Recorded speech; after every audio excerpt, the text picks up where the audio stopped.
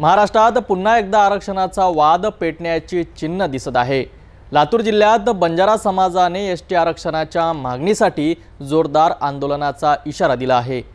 ST सोडा, बाहेर उतरू अशा घोषणा देत बंजारा समाज आता रस्त्यावर उतरण्याच्या तयारीत आहे। हैदराबादच्या जुन्या राजपत्रानुसार आम्हाला अनुसूचित जमातीचा दर्जा मिळायला हवा असा ठाम दावा समाज नेते करत आहेत। त्यांच्या या मागणीला आता जोर मिळत असून आंदोलन राज्यभरात पेटण्याची शक्यता आहे। याबाबत हनुमंत मामिलवाड यांनी माहिती दिली। बंजारा समाजाच्या या आंदोलनामुळे पुन्हा एकदा महाराष्ट्रात आरक्षणाचा मुद्दा ऐरणीवर आला आहे।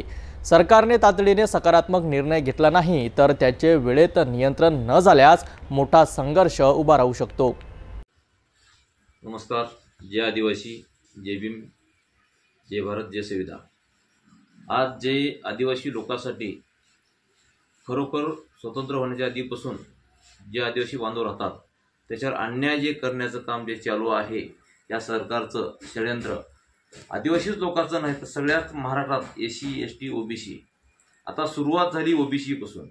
ओबीसीचे एवढे मोठे डझनभर नेते असताना सुद्धा त्यांना वर्गीकरण करणे, त्याच्यात आपसामध्ये भांडणं लावणे, एखादा व्यक्ती समाजाचा मुद्दा घेऊन प्रश्न मांडत असताना सुद्धा त्याला आरक्षण शासकीय नियमात व घटनेमध्ये नसताना सुद्धा देऊन तीड निर्माण करण्याचं काम हे सरकार करत आहे। त्याबद्दल ओबीसीचं झाला, आता एसटीचं सुरू झालेलं आहे। एसटी मध्ये घुसखोरी, हैदराबाद गॅजेट मध्ये असं नमूद केलेलं आहे की जाती नाहीत, फक्त ज्यांनी व्यवसाय केले ते कुणबी असं लागलेली नोंदी आहेत। आजही महाराष्ट्रामध्ये कुठेही कुणबी नोंद निघत असेल ती खाडाखोड निघत आहे। त्याबद्दल त्याचं जे कॅम्प आज मुख्यमंत्र्यांना, महसूल मंत्र्यांना सांगितले की बाबा गावोगाव जाऊन कॅम्प प्रमाणपत्र इश्यू करा, परंतु जे खरोखर 70 वर्षाखाली रहिवासी आहेत आणि बाबासाहेब घटनेनुसार एससी, एसटी, ओबीसीला आरक्षण देण्यात आले एजंटीला, त्या लोकांना आजपर्यंत प्रमाणपत्र जाता भेटत नाही। तर जे पहिलं आहे त्यालाच भेटत नाही, परंतु आज त्याच्या मॅनपॉवर मतासाठी ह्या सरकार बळी पडून त्यांना कॅम्प प्रमाणपत्र वाटप करते, चुकीचा मुद्दा आहे। दुसरा मुद्दा की त्यांना त्याची सुद्धा नोंदी खाडाखोड आहेत, नंतर नोंदी झालेली आहेत। कुणबी हे महाराष्ट्रामध्ये आहेत, परंतु एवढे नाहीत।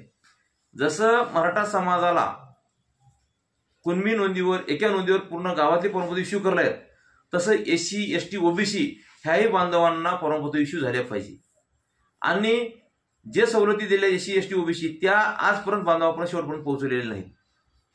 एससी बांधव असू द्या, ओबीसी बांधव राहू द्या, एसटी बांधव राहू द्या, परंतु पहिलंच भेटलं नाही। परंतु जे स्थानिकचे आमदार आहेत आज पाठिंबा दिला आहेत, महाराष्ट्रामध्ये वातावरण खराब करण्याचं काम जे प्रतिनिधी करत आहेत महाराष्ट्रातले सगळेच आमदार, मराठा समाजाच्या मोर्चाला पाठिंबा देणे, आर्थिक मदत करणे, तसं लमानी समाजाच्या मोर्चाला आर्थिक मदत करणे, पाठिंबा देणे, ओबीसीच्या मोर्चाला हे करणे, तसंच एसटीच्या, परंतु जे मूळ रहिवासी आहेत आणि मूळ आरक्षणामध्ये आहेत त्याच्याबद्दल हे बोलत नाहीत।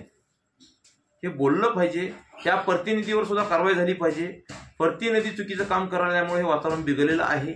आणि आमच्या आदिवासीमध्ये धनगर प्लस लमानी समाज जे चालू आहे आज वातावरण, आम्हाला ह्या सरकारला विरोध करायचा नाही की हा सरकारनं वैयक्तिक आरक्षण देण्यात यावं।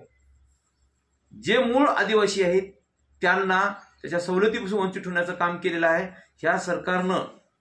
आमच्याकडे आहे व्हिडिओ सुद्धा, आणि देवेंद्र फडणवीस यांनी देता जाता कार्यक्रमात सांगितले आहे की तुम्हाला ज्या काँग्रेस सरकारनं काही देणार ते आम्ही देऊ, पण काँग्रेसच्याच काळामध्ये आमच्या जात होत्या आणि प्रमाणपत्र आणि स्कीम मिळत होत्या।